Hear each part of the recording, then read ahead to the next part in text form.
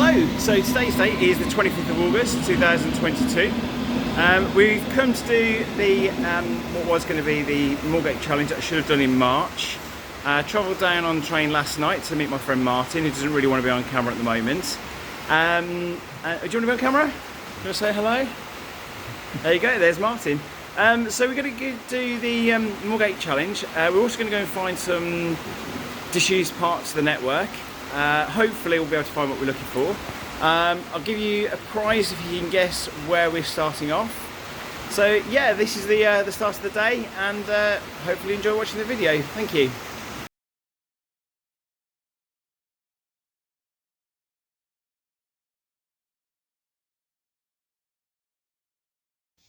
So as I said, I actually travelled down the night before, and I actually stopped off at Baker Street on the way through.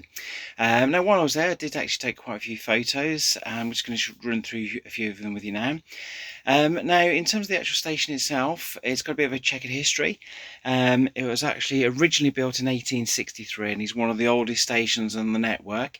It was built by the Metropolitan Railway, and then at different stages different platforms were added. So the Hammersmith and City line as we know it today is the original 1863 platform. The Metropolitan line was added in 1868, and the Bakerloo line was added in 1906. Now Jubilee services, they began in 1979. However, this has actually taken over the Bakerloo line. So yeah, so that's Baker Street for you.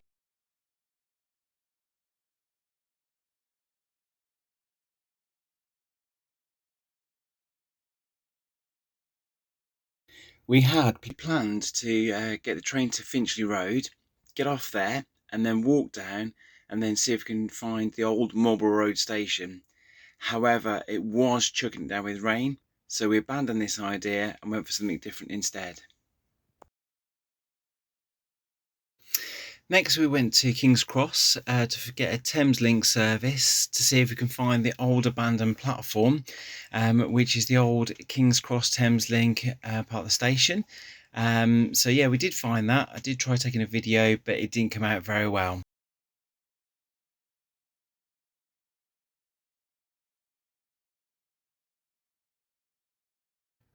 So the Thameslink service board started at Farringdon, and then from there we went to Barbican. We went exploring there because there are some disused platforms here, which are very disused. They're actually boarded up at the ends, and there's also a tunnel. Now this tunnel does actually go through to Moorgate, which you'll see a bit later on.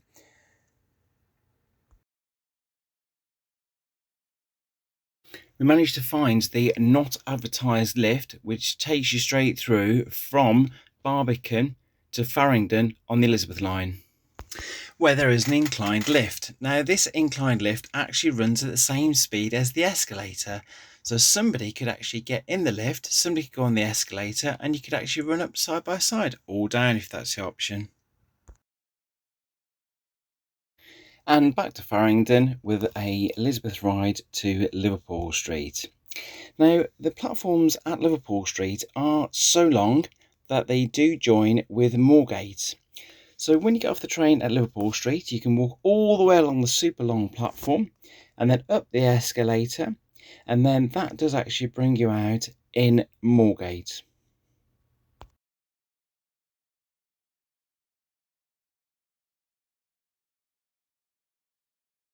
Okay, so it's just coming up to 11:15, and we're now at Moorgate Station, ready to do the tour.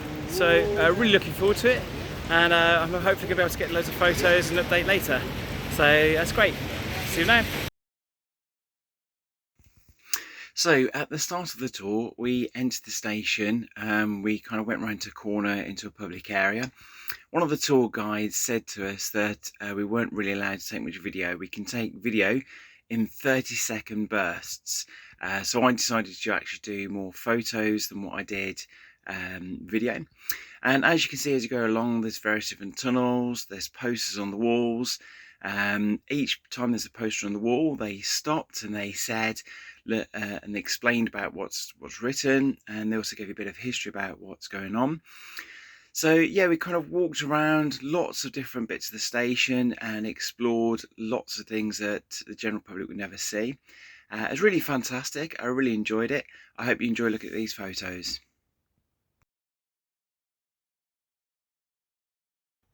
Over the years, the station has been redeveloped.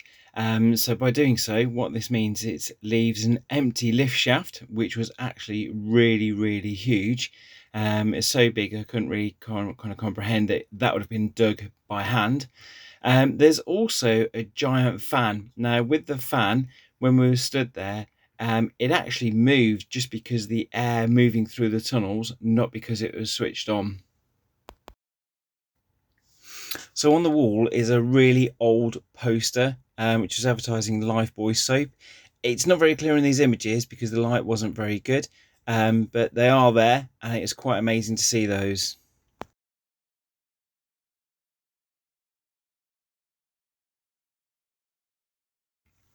So earlier we saw the tunnel that goes from Barbican to Moorgate. Well, this is the other end of that tunnel, which has been affectionately called the Catacombs.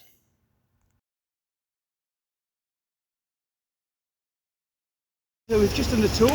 It's just gone 11:15. Absolutely fantastic. Really enjoyed it. Yeah, so I just want to say thanks for Martin and for Becky for giving it as a present to me. It's been something that's been well late because we should have already done this back in March, as you'll see on the other video. So now we're going to go off and do a bit more exploring and see what else we can find. So we left Moorgate and then we got on the tube and went up to Angel. We had an unexpected find at Angel. We found the old station, which is still there. I thought that had completely gone. The next stop was City Road. Now, City Road used to be an underground station, and then it closed due to low footfall. But then what's happened over the years is that it's actually been used as a ventilation shaft. But now it generates so much heat that they're actually using it to generate electricity for the local area. This is called the Bun Hill 2 Centre. So another tube ride to Kentish Town, where we got off and then we had a walk up the road and we found the old South Kentish Town. Now here there is a escape room which is themed on the underground, which can be accessed through the door on the left hand side.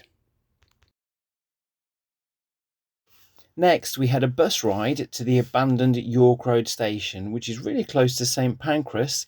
Now, when I looked on Google Maps, it looked like this was in the middle of nowhere, but actually, now there's a lot of more development work going on. I think there's a possibility this station could be reopened.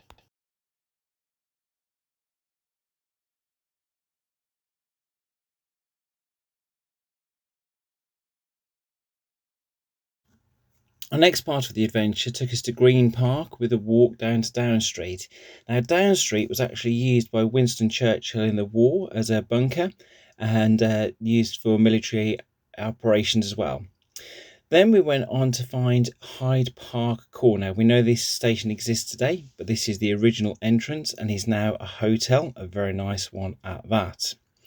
Then it was a quick ride on the Piccadilly line to South Kensington, where we had another little walk down to the old Brompton Road station.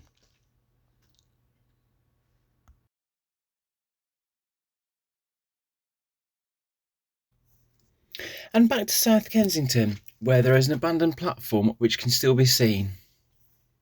And then I had a ride on the Waterloo and City line. So I've never ridden this before, so this was something completely new for me. So a new place for me to go and explore, going from Waterloo through to Bank.